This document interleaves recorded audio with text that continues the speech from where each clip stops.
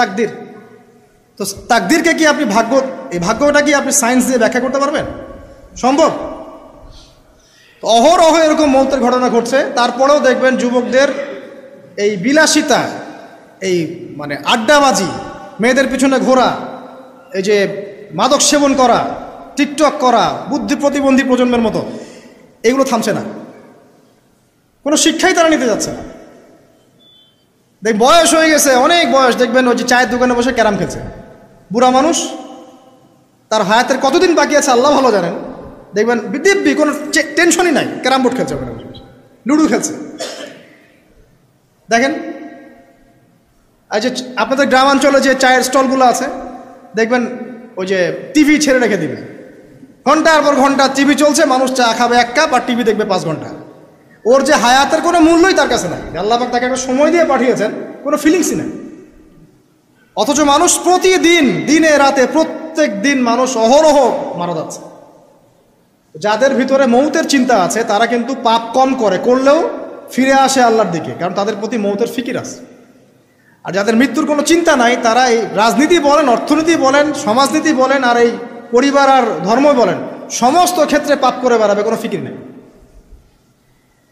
আল্লাহ পাক আমাদেরকে মৌতের ফিকির করার তৌফিক দান করুন এবং পরকালের জীবনটাকে আসল জেনে দুনিয়ার কাজগুলো করার তৌফিক আল্লাহ পাক দান করুন। আসেন, তো এবার আপনি শুকরিয়া আদায় করছেন, আলহামদুলিল্লাহিল্লাযী আহইয়ানা বা'দা মা আমাতানা ওয়া ইলাইহিন নুশুর। আধা ঘন্টা আগে ঘুম থেকে উঠেছেন, এখন কি করবেন? বাথরুমে যাচ্ছেন। এই বাথরুম করাটাকে দুনিয়াবি কাজ না? এই কাজটা ইবাদত হবে যদি আমি ঢোকার সময় বাম পা দিয়ে ঢুকি আর বলি, কি বলি? আল্লাহুম্মা ইন্নী আউযু বিকা মিনাল খুবসি ওয়াল খাবাইস। এখন বাথরুম করতে আপনার 10 মিনিট লাগুক আর 15 মিনিট লাগুক আর 5 মিনিট লাগুক, এই পুরো সময়টা নেকি পাবে না। সুবহানাল্লাহ। আর কি চাই? বের হব, এখন বের হওয়ার সময় কি বলবো? গুফরানাকা, নেকি পাচ্ছে। একটা দোয়া আছে, আলহামদুলিল্লাহিল্লাযী আযহাবা আনিল আযান ওয়া আফানি গুফরানাকা। এবার আপনি ওযু করবেন। ওযুটা ধীর স্থিরভাবে করবেন, তাড়াহুড়া করবেন না। ওযুর প্রত্যেকটা অঙ্গ প্রত্যঙ্গ 3 বার করে ধোয়ার চেষ্টা করবেন। শুধু মাথা মাসে হবে কয়বার? 1 বার। ওযু করার পরে আপনি হাত তুলে আল্লাহর কাছে দোয়া করবেন। ওই সময়টা কখন? রাত 4টা থেকে 4:30 বাজে, তাই না? তার মানে আল্লাহ রাব্বুল আলামিন এখন প্রথম আসমানে আছেন। কিভাবে আল্লাহ পাক আছেন সেটা আল্লাহর উপর ছেড়ে দেন। আমাদের এটা নিয়ে ব্যাখ্যা করার দরকার নাই, চিন্তাও করার দরকার নেই। আল্লাহ পাক বলেছেন আমি নেমে আসি, বাস নেমে আসি। এত বেশি বুদ্ধিজীবী হওয়ার দরকার নেই। খুব বেশি বুদ্ধিজীবী হয়ে গেলে আবার মানুষ খেয়ে হারিয়ে ফেলেন। অত দরকার নাই, শুনেছি মেনেছি, ব্যাস যথেষ্ট। বলেন তো আমাদের কোনো ফিকির আছে? আমরা সবাই ঘুমাই কয়টায়? হয় 1টায়, নাহলে 2টায়, নাহলে 3টায়, ম্যাক্সিমাম এখনকার। আমি যে বিষয়টা নিয়ে কথা বলছি এটা খুবই কঠিন। 9টা থেকে 10টার মধ্যে বা 11টার মধ্যে ঘুমাতে হবে, এটা খুবই কঠিন বিষয় এখনকার জেনারেশনের কাছে। এর জন্য প্রথম যে কাজটা সেটা হলো রাত্রেবেলা স্মার্টফোন আর চালানো যাবে। এশার নামাজ শেষ, ফোন একদম ডয়ারে লক করে রাখতে হবে। কিচ্ছু করার নাই। এটা না করতে পারলে আপনি ঘুমাতে পারবেন না, ঘুমাতে পারবেনই না। এবং এরপর দিনে আসছি, তখন বলছি দিনে কিছু কাজ আছে। দিনের কাজগুলো যদি আমরা ঠিকঠাক মতো করি তাহলে রাতে তাড়াতাড়ি ঘুম আসবে ইনশাআল্লাহ। যদি না করি তাহলে ঘুম আসবে না। তো শেষ রাতে আল্লাহ পাক আসমানে নেমে আসেন, প্রথম আসমানে, এবং এই আহ্বান করতে থাকেন। তাই ওই সময় ওযু করার পরেই আপনি হাত তুলে আল্লাহর কাছে দোয়া করা শুরু করেন। আপনার যত চাওয়া পাওয়া আছে আল্লাহর কাছে ঢেলে দেন, ইনশাআল্লাহ আল্লাহ রাব্বুল আলামিন আপনাকে খালি হাতে ফেরাবেন না ইনশাআল্লাহ। আল্লাহ পাক তো এমন করে বলেছেন যে কেউ হাত তুলেছে আল্লাহর কাছে আর আল্লাহ পাক সেটাকে খালি ফিরিয়ে দিবেন, এটাতে আল্লাহ লজ্জা বোধ হয়। কথা বুঝতে পারছেন?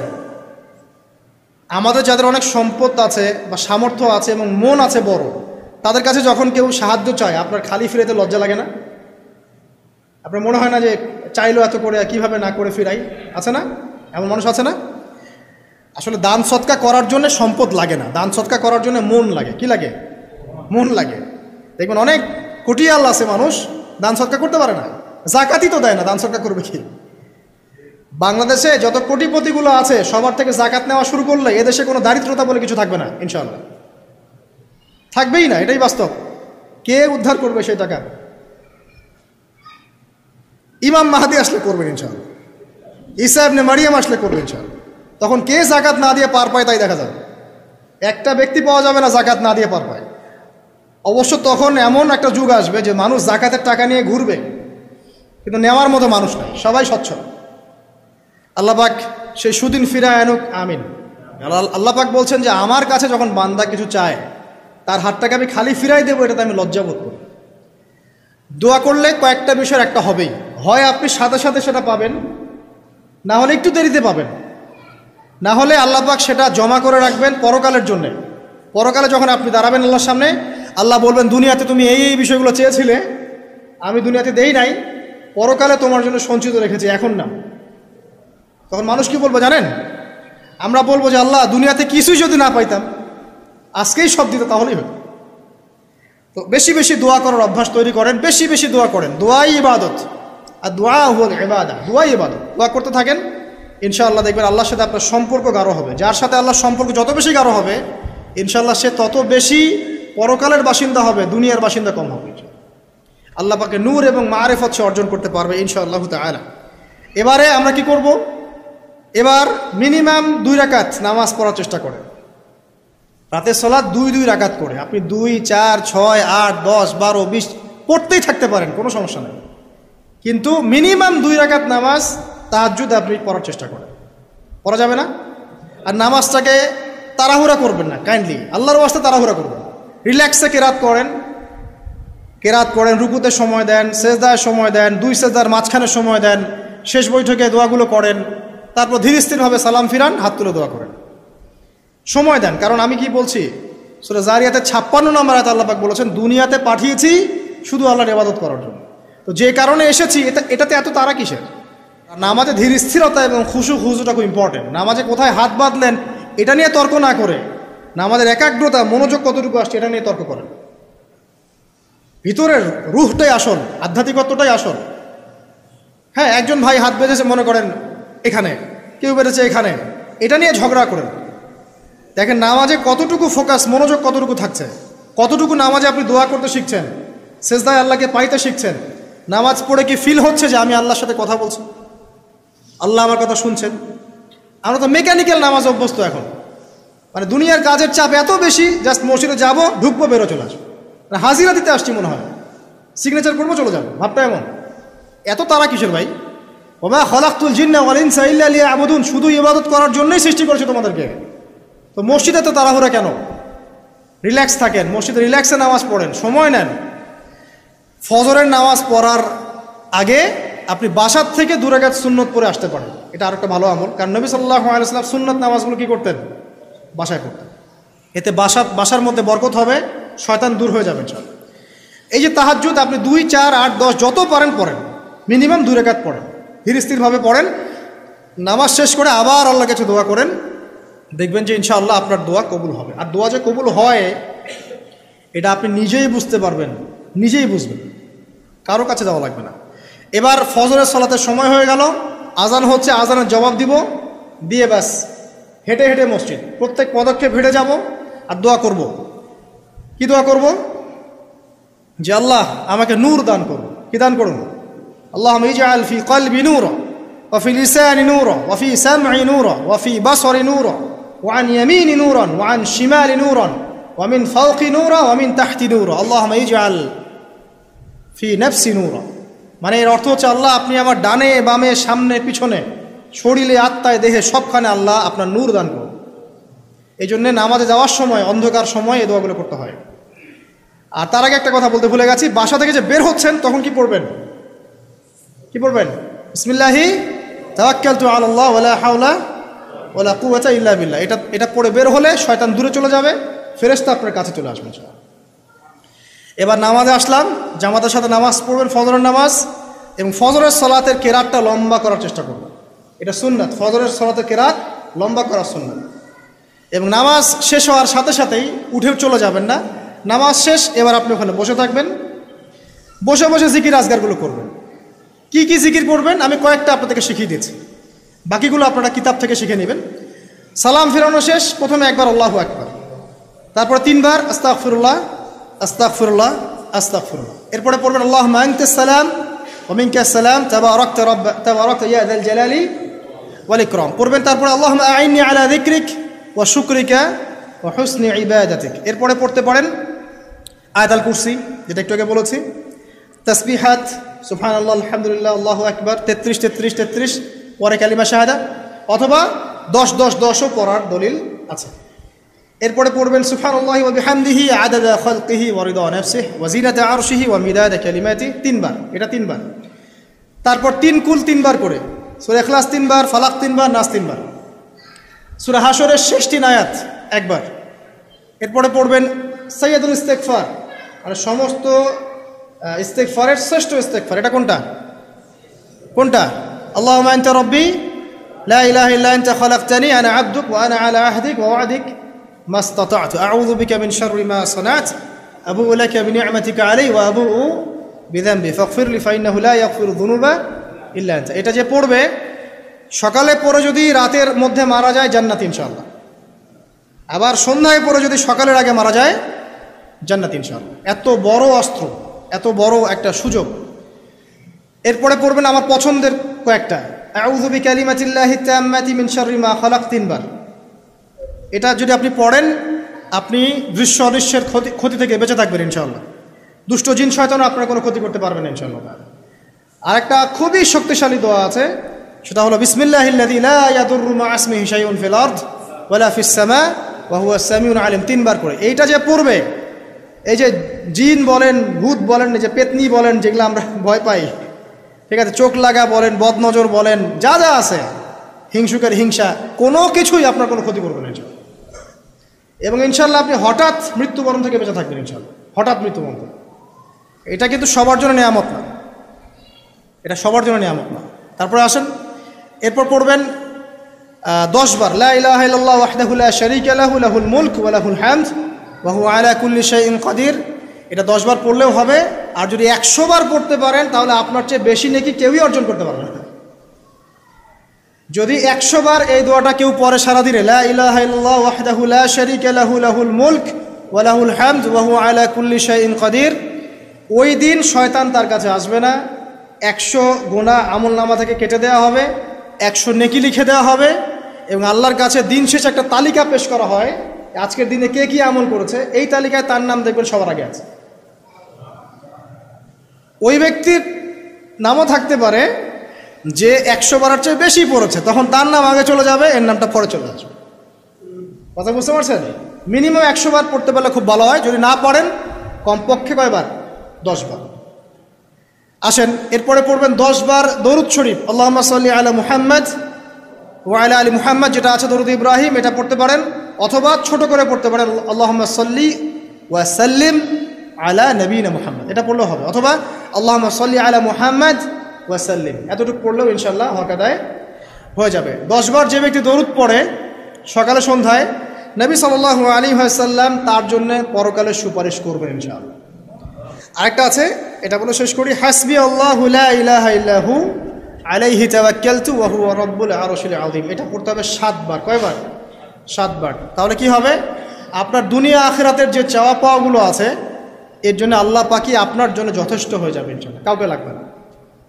এইগুলা ফরজ নামাজ, মানে ফজরের নামাজ জামাতে পড়ার পরে বসে বসে এইগুলো করতে থাকবেন। যদি দোয়া আগে করা হয়, নামাজে মোনাজাত যেটা হচ্ছে আমাদের সমাজে, এটা যদি আগে করে ফেলা হয় তাহলে দোয়ার পরে বসে থাকবেন, বসে বসে এগুলো করতে থাকবেন। যদি পড়েন ইশরাকের নামাজটা পড়ে মসজিদ থেকে বের হতে পারেন। ইশরাকের নামাজ মানে ফজরের সূর্য উঠে যাওয়ার পরে 2 রাকাত নফল পড়ে যে ব্যক্তি যাবে বাসায়, মানে প্রথমে ফজরের নামাজ জামাতে পড়েছে, জিকির আজগার করেছে, ইশরাকের সময় হয়েছে, নামাজ পড়ে বের হলো, এই ব্যক্তির আমল নামায় একটা কবুল হজের নেকি দেওয়া হবে, একটা কবুল উমরার নেকি দেওয়া হবে ইনশাআল্লাহ। এগুলো খুবই সহজে আমল করা যায়। এরপরে আপনি বাসায় ফিরে গিয়ে বা মসজিদেই কোরআন তেলাওয়াত করবেন। আমরা কোরআন তেলাওয়াত করব। কোরআন তেলাওয়াত করবেন 1 পারা, 1 পারা পারেন না অর্ধেক পারা, অর্ধেক পারা পারেন না 5 পৃষ্ঠা, 5 পৃষ্ঠা পারেন না কমপক্ষে 1 পৃষ্ঠা পারবেন না, 1 পৃষ্ঠা করে হলেও প্রতিদিন কোরআন তেলাওয়াত করতে হবে। সকালে নাস্তা করবেন এমনভাবে যে, এখনকার ডক্টররাও বলেন এই কথাটা, সকালবেলা একটু বেশি খেতে হয়, সকালবেলা একটু বেশি হেভি ফুড নিতে হয়, দুপুরে তার চেয়ে একটু কম, রাতে আরও কম। আর আমাদেরটা উল্টা, কিন্তু সকালে অল্প একটু, দুপুরে একদম বিশাল, রাতের বেলা আরও বিশাল, নাকি?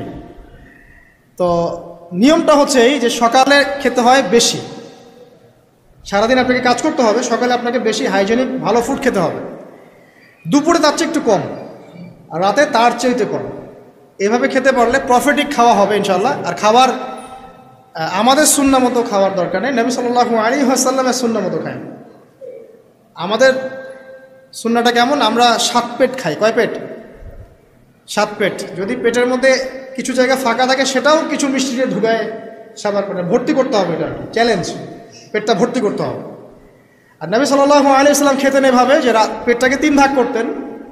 1 ভাগ খাবার খেতেন, 1 ভাগ তিনি পানীয় পান করতেন, আর 1 ভাগটা ফাঁকা রাখতেন। আপনি এভাবে খাওয়া শুরু করেন, দেখবেন আপনি ফিজিক্যালি ফিট ফিল করছেন এবং আপনি ক্লান্ত হচ্ছেন কম, অলসতা কম আসছে কাজে, আপনি এনথুজিয়াজম পাবেন ইনশাআল্লাহ। তো খাবারের ব্যাপারটা সতর্ক থাকে। আর এই যুগে খাবারের মধ্যে প্রচুর ভেজাল আছে। চেষ্টা করতে হবে ম্যানুফ্যাকচার্ড খাবারগুলো বাদ দিয়ে হোমমেড যে ফুডগুলো আছে, হোমমেড ফুড মানে বাসায় যেগুলো আমরা তৈরি করি, ফ্রেশ হাইজেনিক ফুডগুলো খাওয়ার চেষ্টা করতে হবে। স্পেশালি বাচ্চাদের ব্যাপারে সতর্ক থাকতে হবে। বাচ্চাদেরকে, তরুণদেরকে এমন কোনো খাবার খাওয়া যাবে না যে খাবারটা খেলে আপনি অসুস্থ হয়ে যান, আপনার স্ট্যামিনা কমে যায়, আপনি ফিজিক্যালি দুর্বল হয়ে পড়েন। এটা খুব খেয়াল রাখবেন। এতে করে আমাদের যুব সমাজ আস্তে আস্তে কিন্তু দুর্বল হয়ে যাচ্ছে। এখনকার যুব সমাজকে তাকায় দেখেন, আমাদের বাপ-দাদাদেরকে তাকায় দেখেন, যারা এখানে বয়স্ক মুরব্বী আছে, দেখেন একজন মুরব্বীর সাথে এখনকার যুবকের কুস্তি লাগান, পাঞ্জা লাগান, বা ওই যে একটা রিংয়ের মধ্যে ঢুকায় বক্সিং ম্যাচ দেন, একটা দেখেন, দেখেন কে পারে। আমি নিশ্চিত ওই চাচাই পারবে। আমরা নিজেরাই তো এর প্রমাণ। আমাদের বাপ দাদাদের বয়সী যারা আছেন তারা এখনো দিব্যি মাঠে কাজ করে, দেখবেন 4 ঘন্টা 5 ঘন্টা 8 ঘন্টা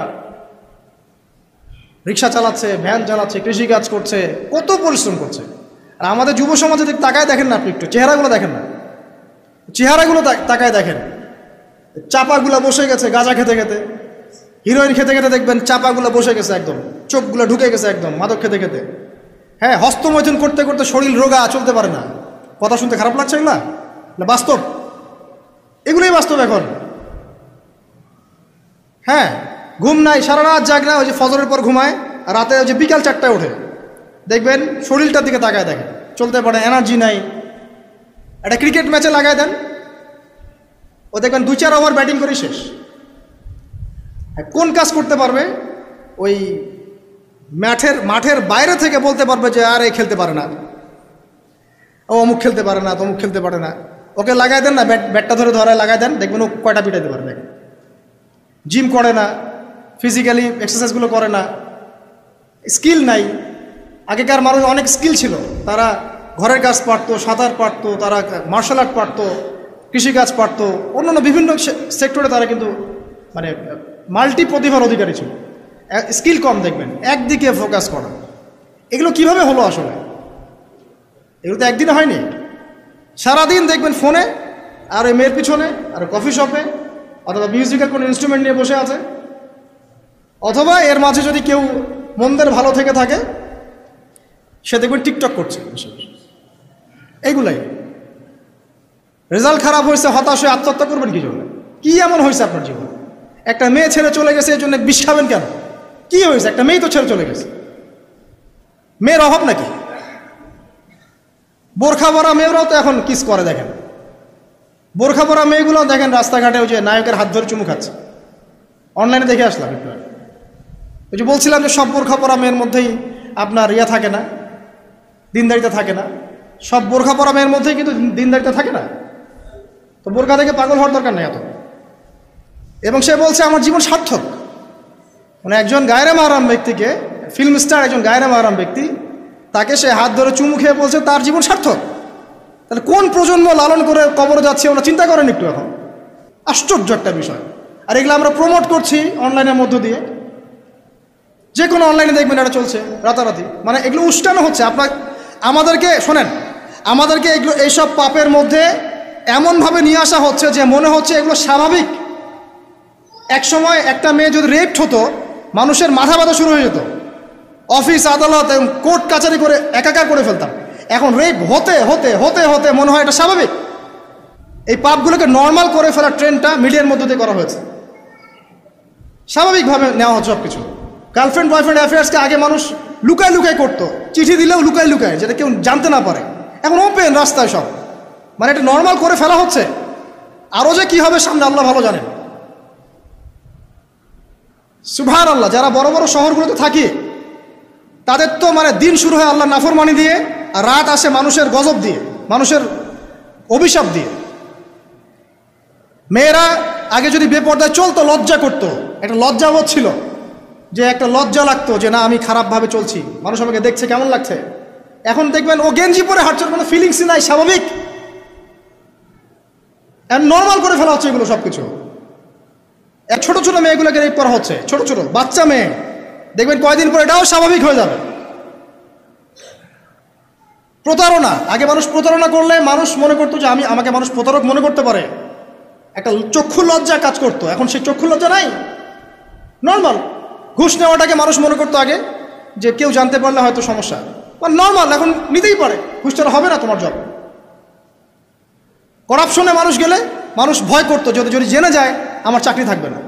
এখন নর্মাল, ও বড় করাপ্টেড, তার চেয়ে ছোটটা আরেকটু কম, তার চেয়ে ছোট আরেকটু কম, একটা চক্র সব কিছু, এভরিবডি ইনভলভ এগুলোর মধ্যে, টপ টু বটম সবাই ইনভলভ।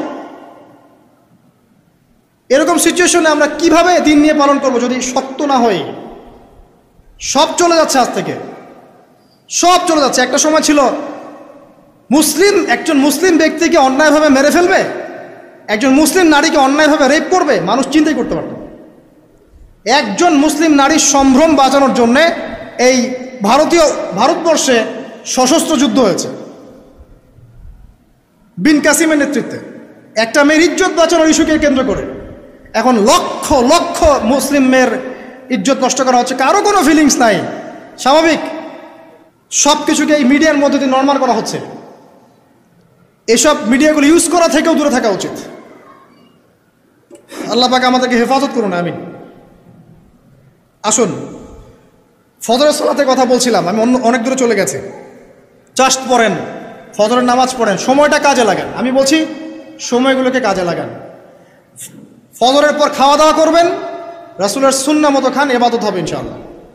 এরপরে আপনি কিছুটা সময় এক্সারসাইজ করেন, খেলেন, মাঠে গিয়ে খেলেন, কোনো সমস্যা নাই। ওই টিকটক চালানোর চাইতে, পর্ন দেখার চাইতে মাঠে গিয়ে খেলেন। মাঠে ফুটবল খেলেন আধা ঘন্টা, বা ক্রিকেট খেলেন, বা এমন কোনো খেলা খেলেন যে খেলাটাতে আপনার শারীরিক কসরত হচ্ছে, তাও খেলেন। অথবা এগুলোতে সুযোগ না থাকলে আপনি চলে যান জিমে গিয়ে জিম করেন, ফিজিক্যালি কাজ করেন। অথবা মাঠে গিয়ে আপনার বাবাকে সাহায্য করেন, আপনার বাবা যে গেছে মাঠে তাকে সাহায্য করেন।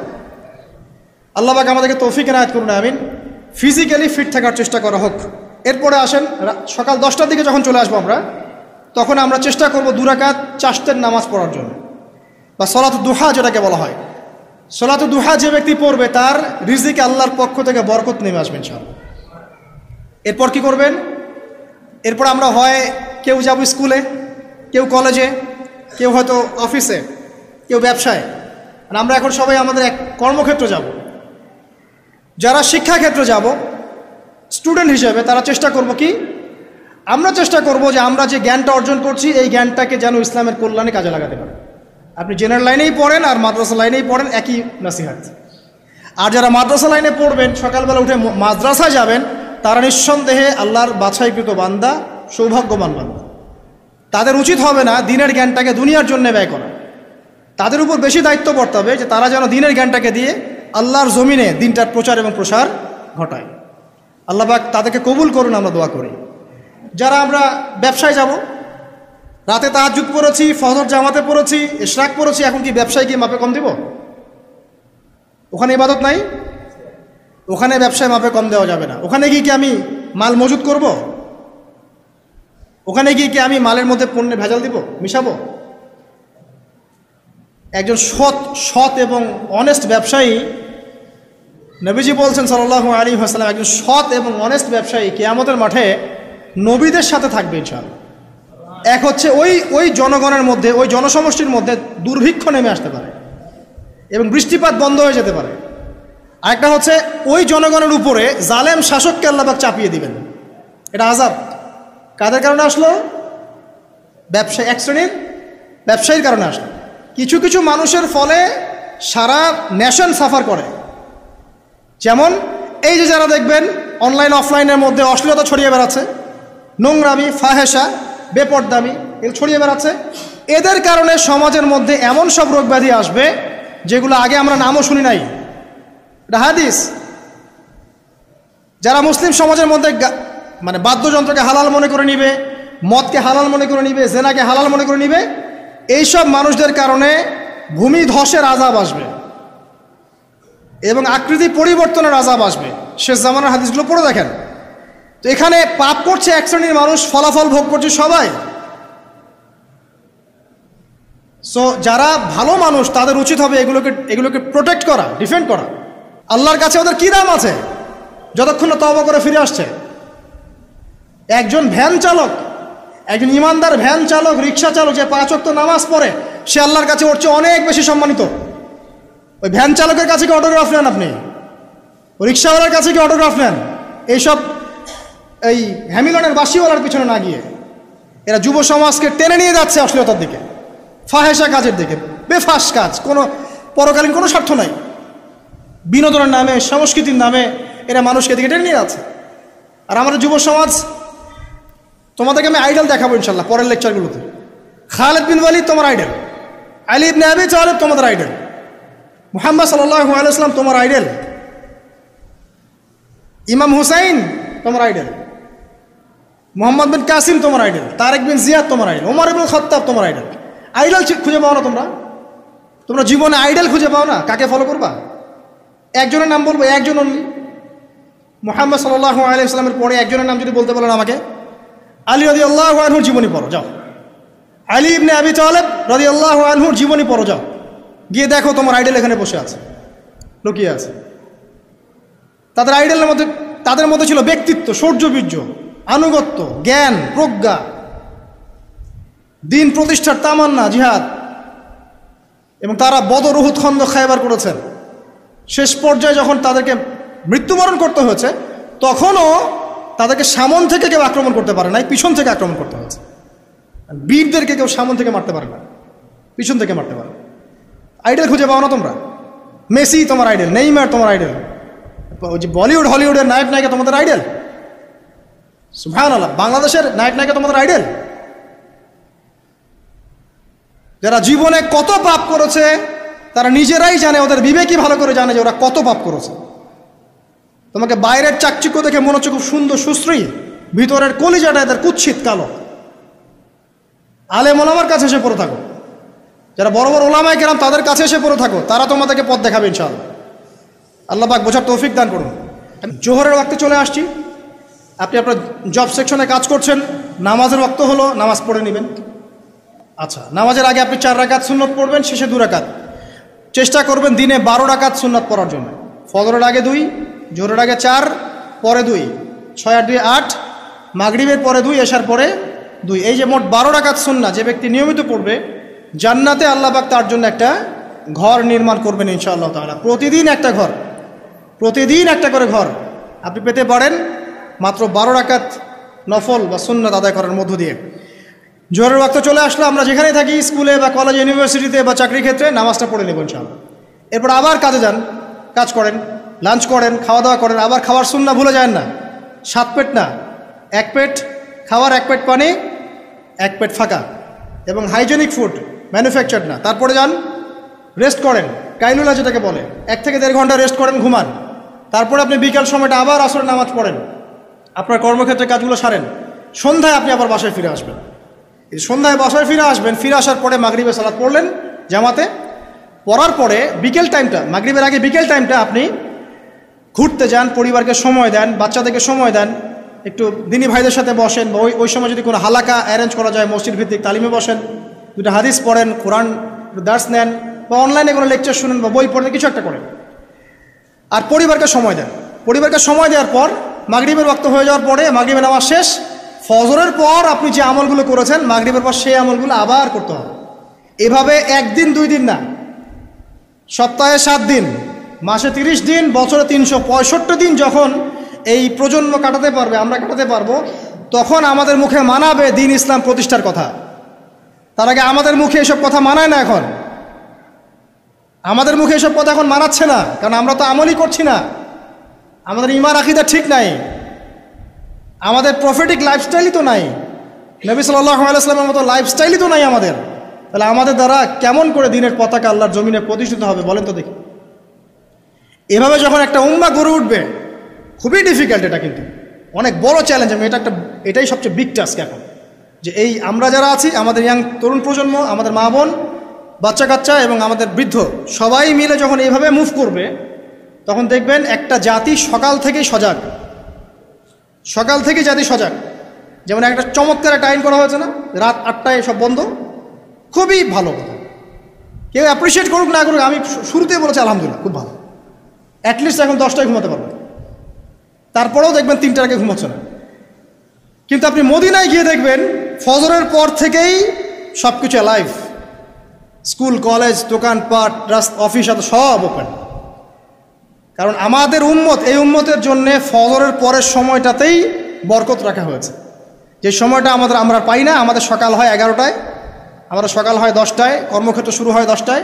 এই জন্য সকাল ওই যে 5টা থেকে 10টা, এই বরকতটা আমরা পাই না।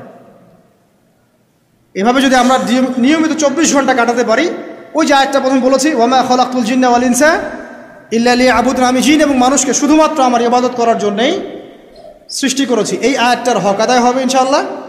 ব্যক্তি জীবন সুন্দর হবে ইনশাআল্লাহ, আমাদের পরিবারগুলো সুন্দর হবে ইনশাআল্লাহ, আমাদের যুব সমাজ একটা গতি পাবে, হ্যাঁ, এবং তারা প্র্যাকটিক্যাল বাস্তব বিষয়গুলোকে নিয়ে ব্যস্ত থাকবে, অবাস্তব অলিক জিনিসগুলোর পিছনে ছুটবে না।